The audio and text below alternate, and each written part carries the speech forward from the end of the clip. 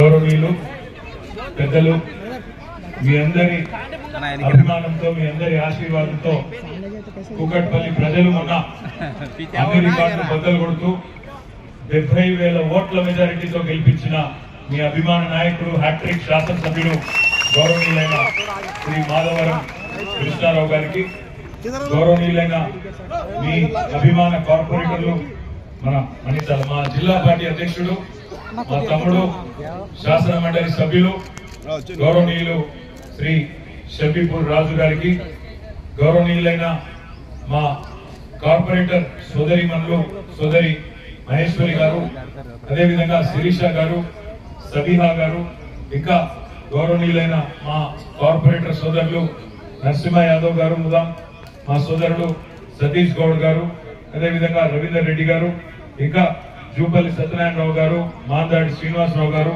గౌరవనీయులు వెంకటేష్ గౌడ్ గారు, మా అన్న నరేందర్ గౌడ్ గారు, ఇంకా పెద్దలు వెంకటరావు గారు, మా తమ్ముడు మా తమ్ముడు మీ అందరికీ తెలుసు social media super star Mallareddy గారు అని మీకు తెలుసు.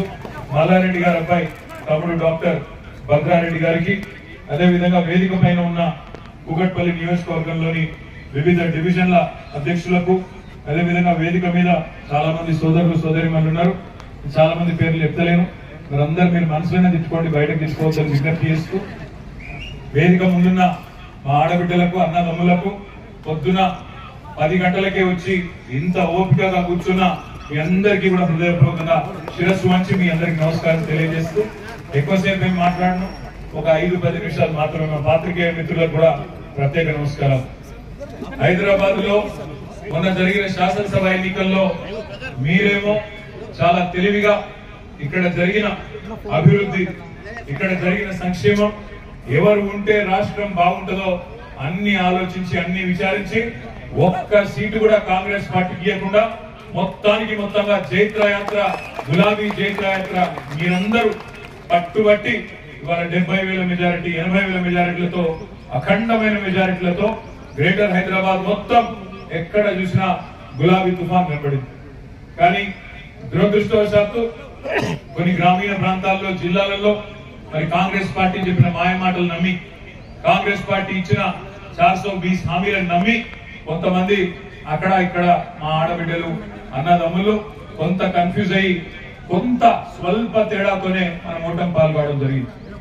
కాంగ్రెస్ పార్టీకి 38.85% ఓట్లు వస్తే మనకు 37% ఓట్లు వచ్చినాయి. అంటే 1.85% తేడాతో మాత్రమే మనం ఓటమి పాలైనాం.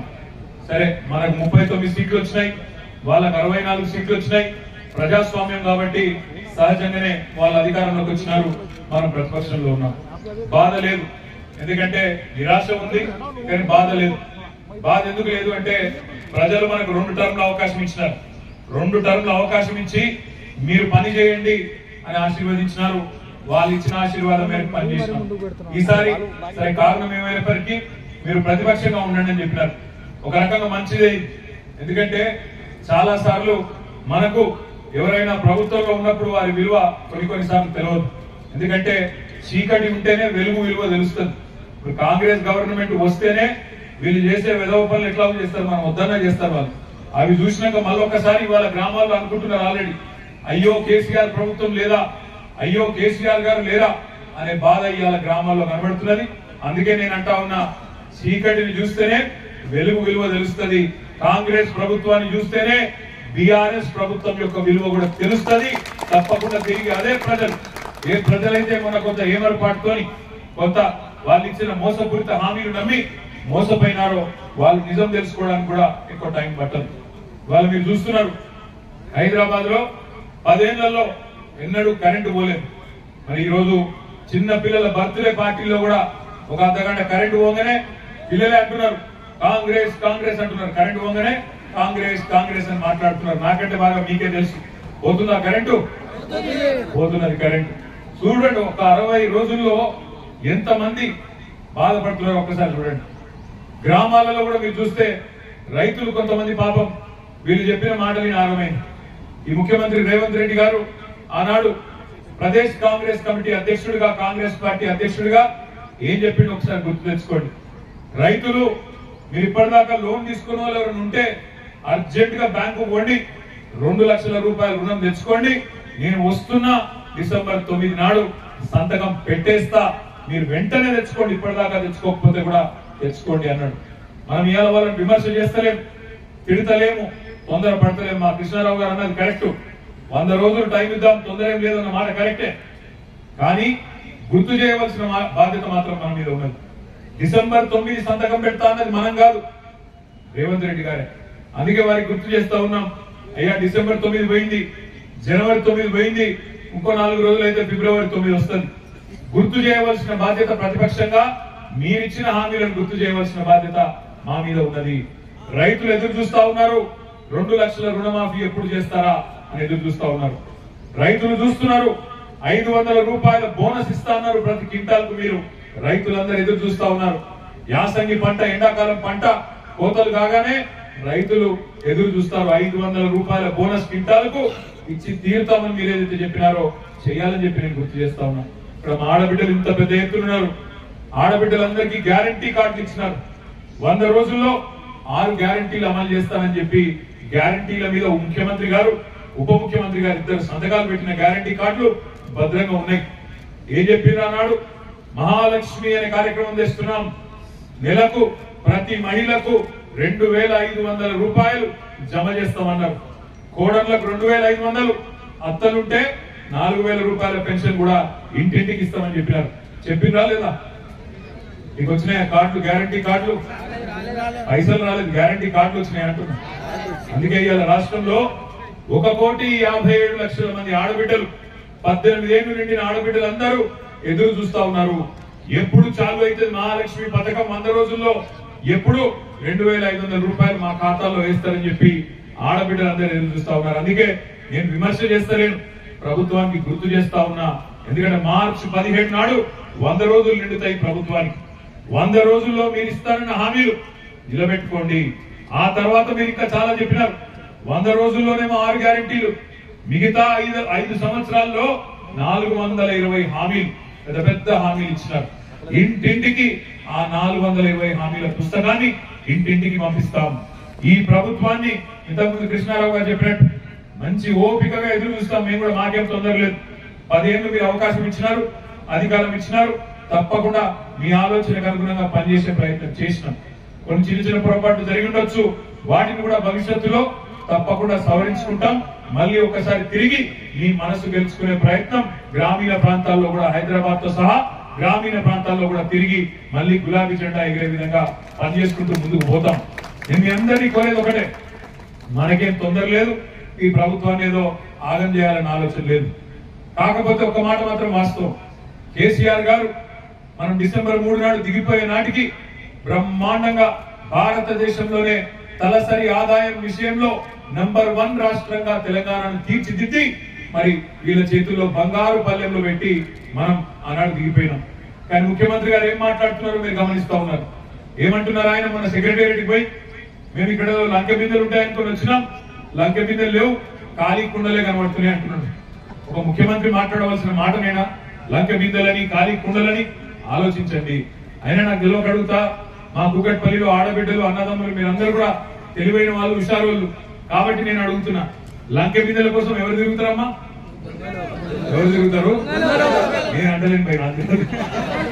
లంకె బిందెల కోసం గడ్డపారలు పట్టుకొని, తట్టపారలు పట్టుకొని, నెత్తి మీద దుప్పటి కప్పుకొని అర్ధరాత్రి తిరుగుతారు కొంతమంది.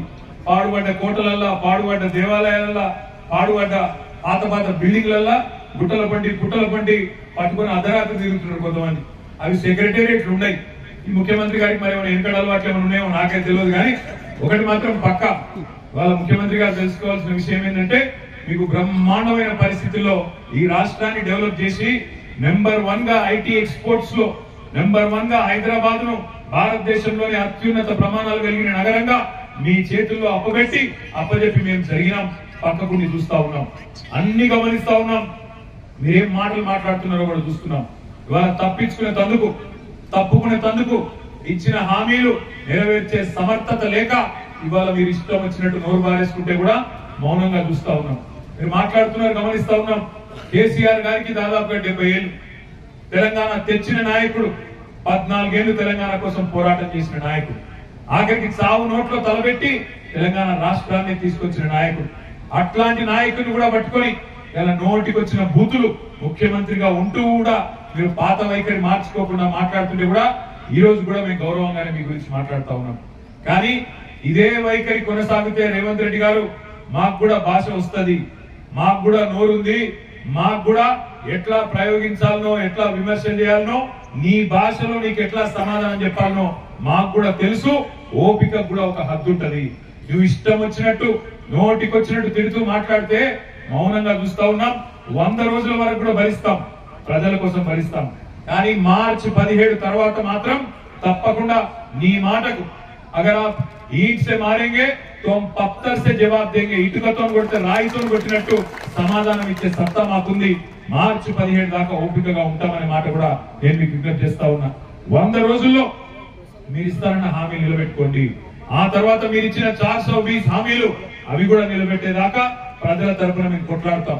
కృష్ణారావు గారు చెప్తా ఉన్నారు, మీరు దిగిపోయిన తర్వాత మన ప్రభుత్వం పోయిన తర్వాత జిహెచ్ఎంసీ వాళ్ళకి ఫోన్ చేస్తే బడ్జెట్ లేదంటున్నారని అన్నాడు. అదే విధంగా హెచ్ఎండబ్ల్యూఎస్ కు ఫోన్ చేస్తే బడ్జెట్ లేదు, పైసలు లేవు అని తప్పించుకునే దూరంలో మాట్లాడుతున్నారు అని చెప్తా ఉన్నారు. నేను ఒకటే మాట ఆలోచించమని కోరుతా ఉన్నా. గత 10 ఏళ్లుగా ఈరోజు ముఖ్యమంత్రి గారు మాట్లాడుతున్నాడు, ఈయన రేవంత్ రెడ్డి. రేపు కేంద్రంలో పార్లమెంట్ లో అక్కడ కాంగ్రెస్ వస్తేనే మీకు ఇచ్చిన హామీలు నెరవేరుస్తా అని మాట్లాడుతున్నాడు. నేను అడుగుతా ఉన్నా, ఆలోచించమని. 10 ఏళ్లలో మోడీ గారు ఏమైనా మనకు సహకరించిందా? మోడీ కనీసం మనకు ₹1 ఇచ్చిందా? అయినా మనం పని చేయలేదా? ప్రజలకు ఇచ్చిన ప్రతి మాట నిలబెట్టుకోలేదా?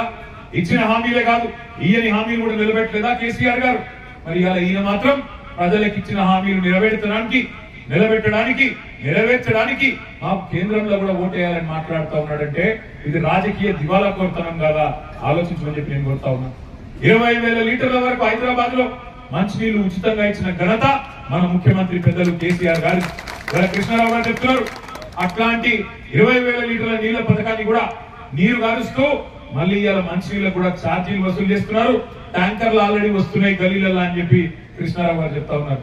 అంటే పని చేసేటోళ్ళకు, పరిపాలించేటోళ్ళకు సత్తా ఉంటే కరెంటు కోతలు ఉండయి, మంచినీళ్ళ బాధలు ఉండయి. హైదరాబాద్ కోసం బ్రహ్మాండంగా గత 10 ఏళ్లుగా పనిచేసి మనం ఒక బంగారు పల్లెంలో హైదరాబాద్ వాళ్ళకి అప్పచెప్పిపోయినాం. మరి వాళ్ళు నిలుపుకుంటారా, దాన్ని చెడగొడతారా? మనం జాగ్రత్తగా చూడవలసిన అవసరం ఉన్నది. రేపు పార్లమెంట్ ఎన్నికల్లో కూడా ఢిల్లీలో, పార్లమెంట్ లో, లోక్సభలో తెలంగాణ గురించి మాట్లాడేటోళ్ళు ఉంటేనే రేపు అక్కడ మనం ఎవరైనా పట్టించుకుంటారు.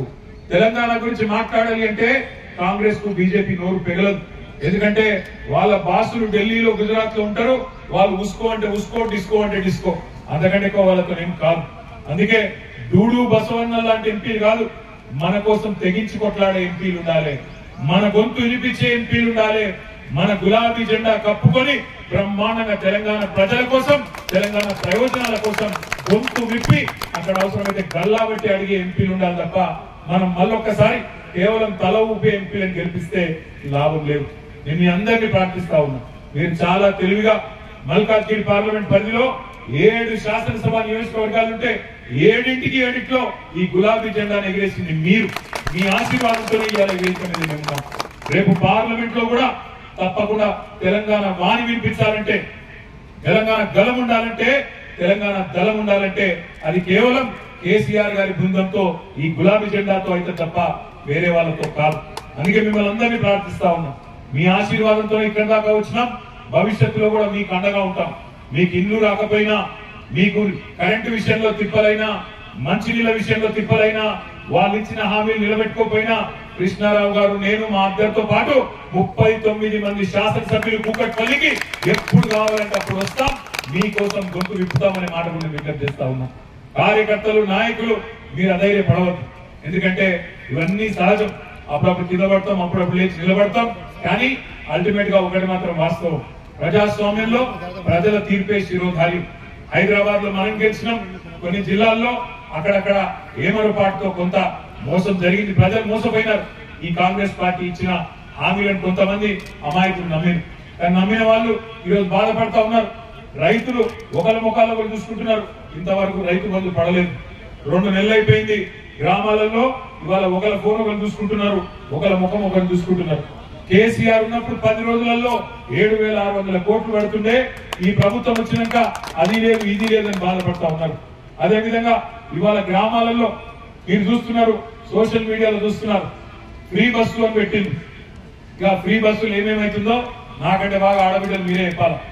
అందులోకెళ్ళి పాపం ఆ బస్సులు ఎక్కేందుకు డ్రైవర్ సీట్లకెళ్ళి ఎక్కుతున్నారు, బస్సులకు కిటికీలకెళ్ళి ఎక్కుతున్నారు, జుట్లు పట్టి కొట్టుకుంటున్నారు. మనొక దగ్గర అయితే ఆయన చెప్పులు తీసి కూడా కొట్టుకున్నారు. ఈ అవస్థ వచ్చింది ఇవాళ ఫ్రీ బస్సుతోని. ఈ అవస్థ ఒకవైపు, మరొక వైపు 6.5 లక్షల మంది ఆటో డ్రైవర్లు మా కడుపు మీద దాన్ని ఈ పథకం అని వాళ్ళు ఏడుస్తా ఉన్నారు. ఇటేమో ఆడబిడ్డలు కోపానికి వస్తున్నారు, టికెట్లు కొనుక్కున్న మగవాళ్ళు కోపానికి వస్తున్నారు, మాకు సీట్లు దొరకలేవని బయట ఉన్న ఆటో డ్రైవర్లు వాళ్ళు బాధపడతా ఉన్నారంటే అనాలోచితంగా పథకాలు పెడితే ఆగమాగం చేస్తే కార్యక్రమాలు ఎట్లుంటాయో ప్రణాళిక లేకుండా ఒక ఆలోచన లేకుండా మంచి పథకమే ఫ్రీ బస్సు. నేను కాదంటలేదు, ఫ్రీ బస్సు మంచిదే, కానీ ఆడబిడ్డలకు కూర్చునేందుకు జాగా కూడా ఉండాలి కదా.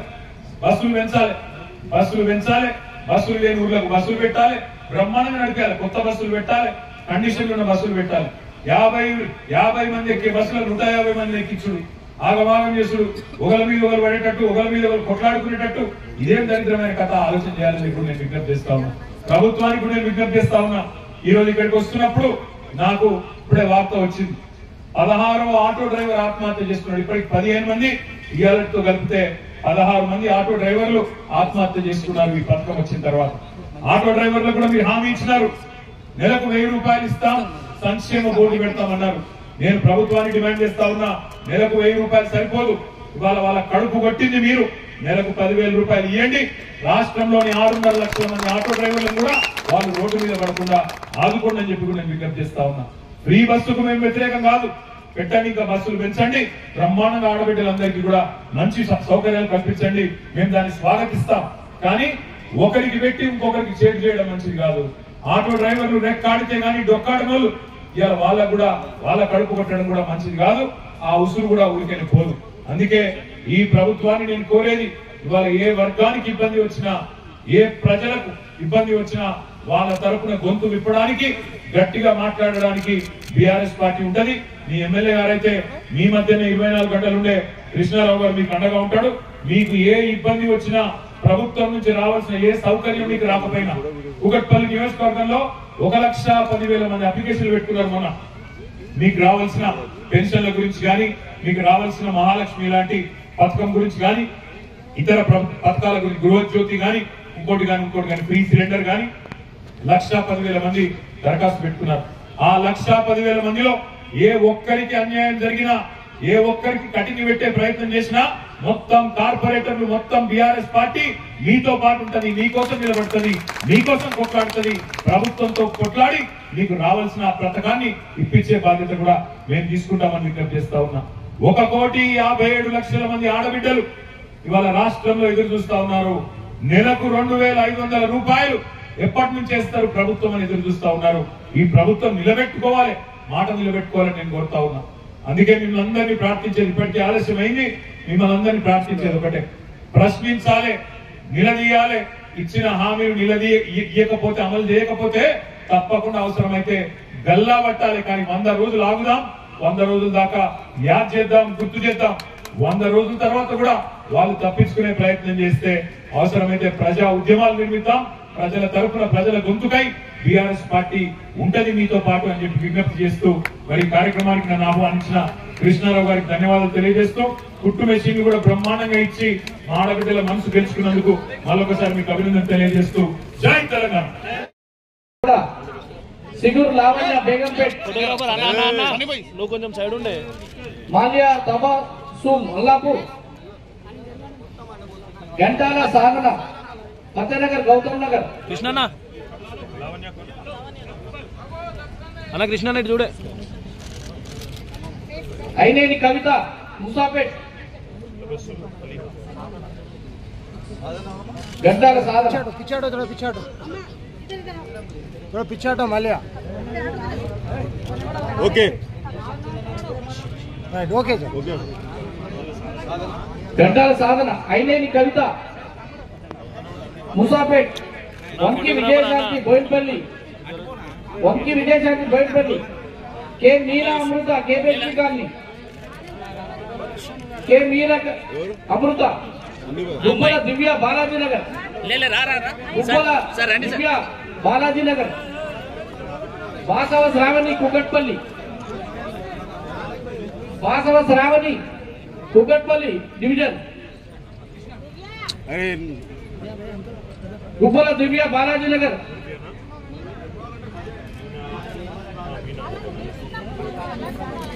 ఓకే అమ్మా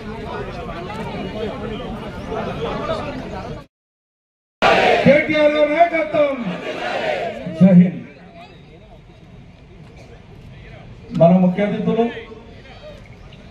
రాష్ట్ర వర్కింగ్ ప్రెసిడెంట్ మన కాన్ఫరెన్స్ కి ఈ రోజున 70,000 మెజారిటీ వచ్చిందంటే కేటీ రామారావు గారు చేసినటువంటి అభివృద్ధి కార్యక్రమమే ఈ రోజు ఇంత పెద్ద బ్రహ్మాండమైన మెజారిటీ ఇచ్చినటువంటి మా కేటీ రామారావు గారికి, మా జిల్లా పార్టీ అధ్యక్షులు సెంబిపూర్ రాజు గారికి, మన నరసింహ యాదవ్ కార్పొరేటర్ గారికి, రవీంద్ర రెడ్డి గారికి, సతీష్ గౌడ్ గారికి, శ్రీమతి మహేశ్వరి సిఆర్ గారికి, శివన్ గారికి, సభ్య గౌసుద్దీన్ గారికి, సత్తన జుంప సత్యనారాయణ గారికి, శిరీష బాబురావు గారికి, మందాడి శ్రీనివాసరావు గారికి, బాబురావు గారికి, నరేంద్ర చారి గారికి, తరణి గారికి, గుడ్ముక్ లింగంరావు గారికి, ఈ రోజున మన మాజీ మంత్రి మల్లారెడ్డి కుమారుడు భద్రారెడ్డి గారికి ఒకరు పరిచయం చేసుకుని ఆయన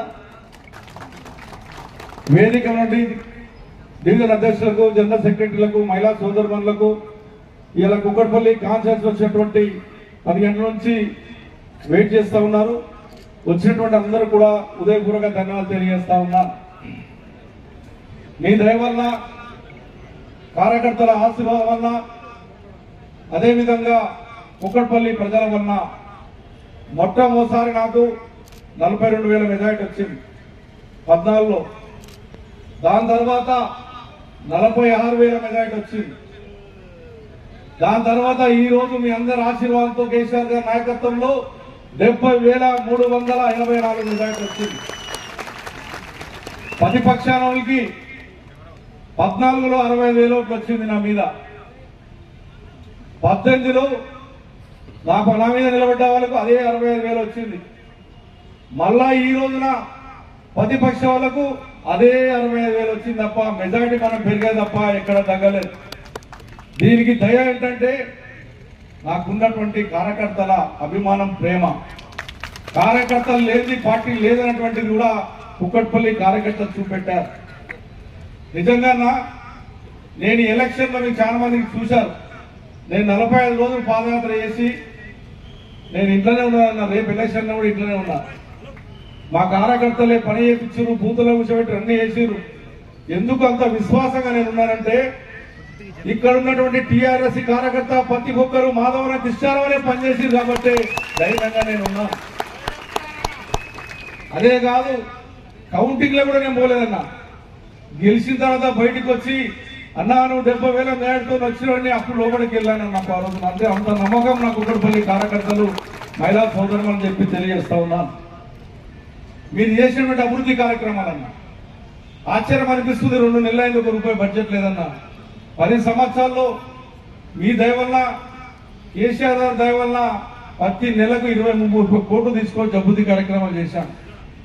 ఈ రోజు దురదృష్టం ఒక్క పైసా లేదు. మీరు ఇచ్చినటువంటి ₹1,60,00,000 ఒక్క 160 కోట్ల వర్క్స్ ఉన్నాయి. అవి కంప్లీట్ చేయమంటే కూడా మేము బిల్లులు ఏమని చెప్పి ఆపే ప్రయత్నం చేస్తా ఉన్నారు. నేను కార్యకర్తలు విజ్ఞప్తి చేస్తా ఉన్నాను, అధైర్యపడవలసిన అవసరం లేదు. ప్రతిపక్షంలో టైంలో మనం 10 ఏళ్ళు ఉన్నాం, మీరు చూశారు. 10 ఏళ్ళ నుండి కూడా ప్రజల పక్షాన పోరైనటువంటి వ్యక్తిని నేను మీ అందరికీ కార్యకర్తలు కానీ కుక్కట్పల్లి ప్రజలకు హామీస్తా ఉన్నాను.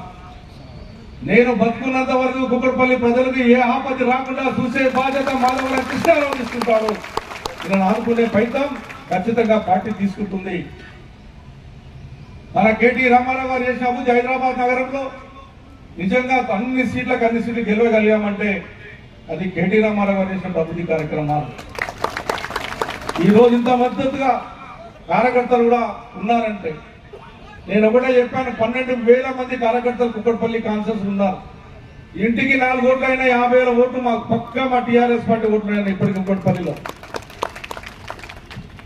ఏ విధంగా ముందు నుంచి కూడా ఒక ప్రణాళిక పద్ధతిగా ఎల్లుకుంటూ డెవలప్ చేసుకుంటూ ప్రజల పక్షాన్ని నిలబడుకుంటూ వస్తే 418 బూతులు నా కుక్కట్పల్లి కాన్ఫరెన్స్ లో 418 బూతులలో కూడా అన్ని మెజార్టీ అయినా ఏ ఒక్కటి కూడా తగ్గలేదు. ఆ విధమైనటువంటి తీర్పించినటువంటి గొప్ప మక్క చెల్లెల ఆశీర్వాదం పుష్కలంగా నాకుందన్న ఈ రోజున. నేను ఆ రోజున ఎలక్షన్ లో తిరుగుతూ ఉంటే అందరు ఇట్టిట్ అంటారు నన్ను చూసి. ఎలక్షన్ లో నన్ను బయటకు వచ్చిన ప్రతి ఒక్కరు ఇట్టిట్ అంటారన్న బయటికి రాగానే ఎప్పుడైనా గెలిచిపోయినాను. ఆ విధమైనటువంటి రిజల్ట్ నాకు ఇచ్చారు. దాని గురించే రుణం తీర్చుకోవాలన్నటువంటి ఆలోచనతో నేను కూడా మీ అందరికి కామిస్తా ఉన్నాను. గతంలో ప్రజల పక్షాన్ని నిలబడ్డాం, ఈ రోజు కూడా ఖచ్చితంగా నిలబడతాం. వాళ్ళు చేసేది చేసింది లేదు. మనం ఎట్టి పరిస్థితుల్లో హైదరాబాద్ నగరంలో శాసనసభలు అందరం కూడా హైదరాబాద్ నగరంలో ఉన్నటువంటి మీ దైవాల్లో ఒక 60,000 మందికి డబుల్ బెడ్రూమ్లు వచ్చాయి. ఇంకా 40,000 మందికి రావాల్సిన అవసరం ఉందన్న. ఆల్రెడీ కంప్లీట్ స్టేజ్ లో ఉన్నాయి. దాని మీద హైదరాబాద్ నగరంలో ప్రజలందరికీ ఖచ్చితంగా శాసనసభలో ఏకమై వాళ్ళెందో 100 రోజులు అడుగుతా ఉన్నారు. 100 కాదు కుక్కట్పల్లి ప్రజలు, నేను ప్రభుత్వానికి విజ్ఞప్తి చేస్తా ఉన్నాను, నీకు 200 రోజులు టైం ఇస్తా. మా ప్రజలకు ఇచ్చిన హామీలు నెరవేర్చే బాధ్యత తీసుకోవాలి. తీసుకోకపోతే ఖచ్చితంగా ప్రజల పక్షాన్ని నిలబడి మేమందరము ప్రజలకు సాయం చేసే విధంగా పోరాడతామని చెప్పి సందర్భంగా తెలియజేస్తా ఉన్నాం. వాళ్ళు వచ్చి ఇంటింటికి వచ్చి మేము ఇది ఇస్తాం అది ఇస్తామని చెప్పి ఒక కుక్కట్పల్లి కాన్ఫరెన్స్ 1,10,000 మంది అప్లికేషన్ తీసుకున్నారు. ఇస్తే సంతోషపడతాం, ఇయ్యకపోతే ఖచ్చితంగా ప్రజల పక్షాన్ని నిలబడతాం. ఇచ్చిందాకా వదిలిపెట్టే ప్రసక్తి లేదు. మీ ఎంబడి ప్రజల పక్షాన్ని ఉంటారని చెప్పి కూడా మాధవ కృష్ణరావు తెలియజేస్తా ఉన్నారు. ఎవరు కూడా అదనపడవలసిన అవసరం లేదు, ఎవరు బాధపడవలసిన అవసరం లేదు. మన ప్రతిపక్షం కొత్త కాదు. ప్రతిపక్షంలో ఎన్నో కేసులు పెట్టినా కూడా, ఎన్ని జిల్లాలకు పోయినా కూడా ఆ రోజు 10 సంవత్సరాల్లో ఎన్నో పాఠాలు పడుతున్నటువంటి వ్యక్తి నేను మీ అన్నగా మీ తమ్మునిగా మీ అమ్మ నేను ఉంటాను. కార్యకర్తలు అధైర్యపడకుండా ఏదో జరుగుతుందని ఈయన ఒక కేటీ రామారావు గారు రాష్ట్రానికి మంత్రి పదవి చేశారు. ఎంత బాధ కలుగుతా ఉందంటే ఆ 10 సంవత్సరాల్లో మేమే తలుచుకుంటే మేము కూడా మీ రకంగా గుండాయుధం రౌడీజం చేయగలం. ఇలా రాష్ట్రానికి మంత్రి పదవి చేసినటువంటి వ్యక్తి వస్తున్న హైదరాబాద్ నగర కుక్కట్పల్లి కంటే ఒక్క పోలీసు వాళ్ళు పెట్టలేరంటే ఎంత భయంకరంగా ఆలోచన చెప్పండి. నేను ఆ రోజున కాంగ్రెస్ పార్టీ ఎమ్మెల్యేలు వచ్చినా, బీజేపీ సంబంధించిన ఎమ్మెల్యేలు వచ్చినా నేనే ఫోన్ చేసి చెప్పేవాడిని, వాళ్ళ భద్రత ఇవ్వండి, వాళ్ళ పోలీసులు ప్రొడక్షన్ ఇవ్వండి అని చెప్పాను.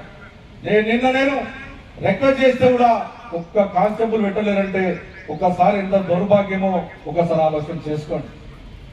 ఇలా రాష్ట్రానికి 100కి 100 రూపాయలు మళ్ళా అయ్యేటటువంటి నాయకులు ఎవరున్నారంటే ఆ కేటీ రామారావు ముఖ్యమంత్రి అందరూ కంపల్సరిగా అటువంటి నాయకులు ఈ రోజు వస్తుందంటే ఒక పోలీసులు పెట్టకపోవడం అంత దౌర్భాగ్యమో ఆలోచన చేసుకోవాలి.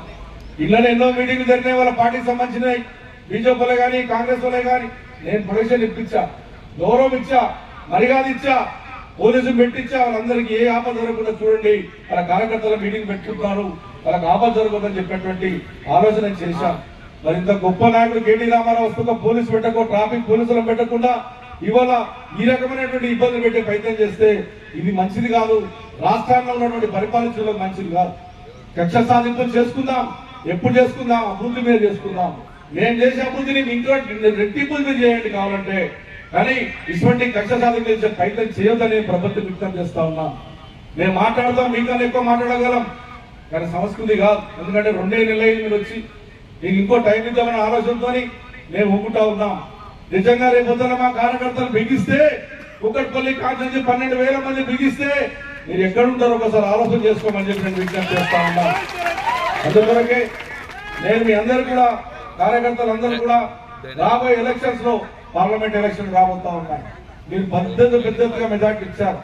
అన్నయ్య కూడా చెప్తా ఉన్నాను, హైదరాబాద్ నగరంలో కుక్కట్పల్లి కాన్స్టిట్యూన్సీ లో 54% ఓటింగ్ ఇచ్చినటువంటి పెద్ద మనసు ఉన్నటువంటి మా కుక్కట్పల్లి ప్రజలన్న హైదరాబాద్ నగరంలో హైయెస్ట్ మెజార్టీ నాలెడ్జ్ ఎప్పుడైతే సందర్భంగా తెలియజేస్తా ఉన్నాం. ఆ రకంగా తీర్పిచ్చారు, ఆ రకమైనటువంటి ఆలోచన ఇచ్చారు. కాబట్టి ప్రతి ఒక్కరికి న్యాయం చేసేదానికి నేను సిద్ధంగా ఉన్నాను. నా మీద మీ అందరికీ నమ్మకం ఉందా లేదా తల్లురా చెప్పండి. నేను పనిచేస్తానా లేదా, పార్టీ గవర్నమెంట్ లేకుండా మీకు ఆదుకుంటానా లేదా చెప్పండి. సపోర్ట్లతో చెప్పండి, మా అన్నకి చెప్పండి. ఈ రోజు నేను తెలియజేస్తా ఉన్నాను. అధైర్యపడాల్సిన అవసరం లేదు. మా కార్యకర్తలు కూడా అడిగిరన్నా, మీ కాకముందు మా కార్పొరేటర్లు, మా కార్యకర్తలు మాకు నిజంగా చెప్పాలంటే పార్టీ పరంగా చాలా అన్యాయం జరిగిందన్న. మాకు ఒక పోస్ట్ ఇవ్వలేదన్న, కనీసం ఒక వార్డు మెంబర్ ఇవ్వలేదు. అయినా కార్యకర్తలు ఈ రకంగా ఈరోజు మెజార్టీ ఇచ్చారు. వాళ్ళు అడిగింది ఒకటే, ఇప్పుడు మీ దయ వలన మా యూత్ ఇప్పుడు మీకు లెటర్ ఇచ్చారు. రేపు కనీసం పోస్టుల, స్టేట్ పోస్టుల, జిల్లా పోస్టుల, మున్సిపల్ పోస్టుల హైయెస్ట్ పోస్టులు మా కుక్కట్పల్లి కాన్ఫరెన్స్ స్కీమ్ అని చెప్పి వాళ్ళందరూ కూడా ఏకపక్షంగా ఇప్పుడే తీర్మానం చేశారన్నా. ఈ దయచేసి పెద్ద మనసు చేసుకొని చాలా మంచి పెద్ద పెద్ద సీనియర్లు ఉన్నారు, అదేవిధంగా ఉద్యమంలో పనిచేసిన వాళ్ళు ఉన్నారు, న్యాయం వచ్చినటువంటి వాళ్ళు ఉన్నారు, ఎన్నో రకమైనటువంటి వాళ్ళు ఉన్నటువంటి వాళ్ళు ఉన్నారు. కాబట్టి మాకు పెద్దపీట ఏమని చెప్పి తెలియజేస్తా ఉన్నాను. మీరేను పనులు అడుగుతున్నాం తప్ప నెక్స్ట్ గవర్నమెంట్ ఇట్లా వస్తారు, మీరే తెస్తారు, మీరే ముఖ్యమంత్రి అవుతారు, అప్పుడు మా అందరినీ కాపాడుకున్న బాధ్యత మీరే తీసుకుంటారు ఆ నమ్మకం మాకు ఉందని చెప్పి కూడా నేను మీ అందరి కార్యకర్తల సమక్షంలో తెలియజేస్తా ఉన్నానన్నా. కుక్కట్పల్లి కాన్స్టిట్యున్సీ కార్యకర్తలం కానీ కుక్కట్పల్లి కాన్స్టిట్యున్సీ ప్రజలు కానీ నేను హామీస్తా ఉన్నానన్నా. మా ప్రాణం ఉన్నంత వరకు నీ ఎంబడే ఉంటాం తప్ప వేరే ఆలోచనలు పోమని చెప్పి ఈ సందర్భంగా తెలియజేస్తా ఉన్నా. మాకు అవసరం లేదు వివరంలో వాట్సాప్లో పెట్టుకోవడం, ఏదో చేస్తుగానే అది ఎట్టింపల్లో జరిగే పని కాదు.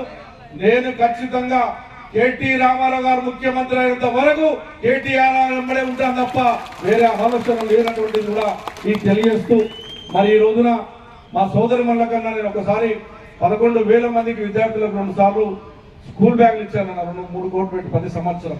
ఒకసారి నీ బర్త్డే నాడు 216 మందికి మన వేగే చుట్టూ 3,000 వికలాంగులకు ఇచ్చామన్నా. ఒక సంవత్సరం ఏమో మీరు చెప్తే మీ ఆదేశం మేరకు 2 అంబులెన్స్ ఇచ్చానన్నా. లాస్ట్ ఎలక్షన్ల ముందు 5వ తారీఖు నాడు మా సోదరులకు కుట్టు బీసీ శిక్షణ తరగతులు పెట్టించి 10 సెంటర్లు 9 సెంటర్లు 10 సెంటర్లు పెట్టించి మొన్న ఎలక్షన్ ముందు 5వ తారీఖు నాడు మీ చేతుల మీదుగా ఆ రోజు ఒక 1,200 మందికి మిషన్లు ఇప్పించానన్నా. ఇప్పుడు వాళ్ళ శిక్షణ తరగతి అయిపోయింది, 3 నెలలు అయిపోయింది, మొన్న ఫస్ట్కి అయిపోయింది. వాళ్ళకి ఇవాళ నుంచి 3 రోజుల లోపల వాళ్ళందరికీ మన కార్డు సంస్థ ద్వారా శిక్షణ తరగతులు ఇప్పించి, ఎందుకంటే ఏదో రకంగా ఆదుకోవాలన్నటువంటి ఆలోచన ప్రభుత్వం ఎట్లా ఇవ్వదు నాకు తెలిసిన మటుకు. నా చాదనేది నేను చేయాలన్నటువంటి మా సోదరి వాళ్ళందరూ కూడా 1,500 మందికి వాళ్ళకు మిషన్లు కంప్లీట్ శిక్షణ తరగతులు చేసుకున్నారు. దాని మీద ఏమైనా ఉపాధి చేసుకొని బతారని చెప్పి వాళ్ళకు కూడా ఇష్టం. వీళ్ళకు 9 మంది మీ చేతుల మీద మీరు ఆ సర్టిఫికేట్లు ఇస్తే రేపు మార్నింగ్ ఏ డివిజన్లో ఆ డివిజన్లో మా కార్పొరేటర్లు ఇచ్చేస్తారు. అందరూ కూడా ఈ మిషన్ వచ్చే అవకాశాలు ఉన్నాయని చెప్పి కూడా సందర్భంగా తెలియజేస్తూ మరి లిస్ట్